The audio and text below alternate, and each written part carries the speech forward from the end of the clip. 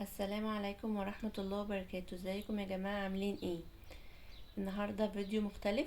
طبعا كل حاجة بقت غالية وما بقيناش عارفين نعمل ايه، محتاجين حاجات كتير جدا والاسعار بقت اغلى واغلى.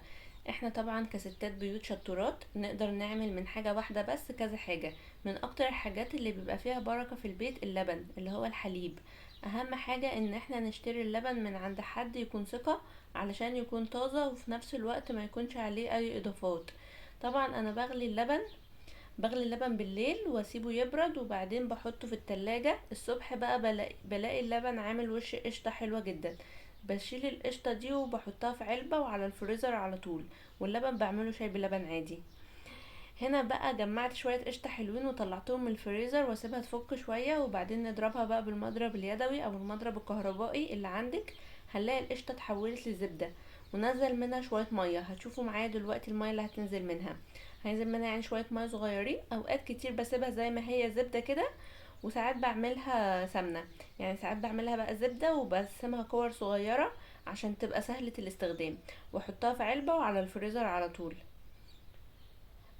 انتوا زي ما شايفين انا ضربتها الاول بالمضرب اليدوي عادي بقى، بس بتبقى عايزه منك شويه وقت تقعدي تضربي بالمضرب. او لو زي كده بقى ممكن تستعملي المضرب الكهربائي. المضرب الكهربائي هينجز معاكي في الوقت، وهتلاقيها نزلت المية بتاعتها على طول.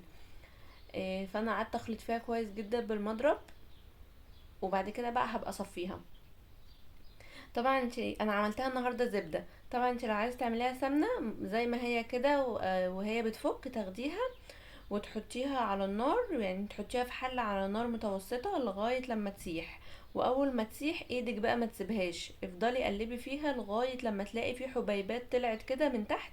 ودي اسمها مرتة. احنا بنقول عليها مرتة. اكتبولي كده في التعليقات انتوا بتقولوا عليها ايه. وطبعا بقى بنحضر برطمان مغسول ونضيف كويس، واول ما السمنة تهدى خالص هنصفيها. وكمان المرتة حطيها في برطمان تاني. والمرتة طبعا بتتعمل شندوتشات وبتبقى تحفة جدا جدا. زي ما انتوا شايفين انا هنا بقى كانت الزبدة نزلت ميتها. بصوا في الطبق بقى فيه شوية مية، ولازم اصفيها كويس جدا. ما ينفعش نعمل الزبدة وهي فيها مية. وجبت بقى علبة نضيفة جدا غسلاها ومنشفاها كويس. والزبدة اللي معايا قسمتها كور صغيرة عشان تبقى سهلة الاستخدام معايا. يعني يا دوب كده لما اجي اعمل حاجة اخد كورة صغنونة كده واشتغل بقى في الوصفة اللي انا هعملها. وقسمت بقى كل الكمية اللي معايا كور. انا صراحة ما عملتش كتير، يعني هما دول حبة القشطة اللي انا جمعتهم في العلبة. يعني كل ما بجمع حبة بعملهم على طول، عشان انا صراحة بحتاج زبدة يعني وكده. يعني انا هخلص الكمية دي، ويعني انا على طول يعني بجيب لبن واطلع منه القشطة واجمعه بقى في علبة تاني وادخله بقى الفريزر. يعني سهلة جدا، بدل ما نشتري من بره عملناها في البيت وبأبسط حاجة. يعني تجيبي كيلو لبن، وتاني يوم الصبح هتلاقي طلع معاكي قشطه. ومية مية بقى. والميه اللي نزلت بقى مش هنرميها، اوعوا ترموها يا جماعه. الميه دي هي تعتبر لبن، تعملي بيها قرص وبس كده.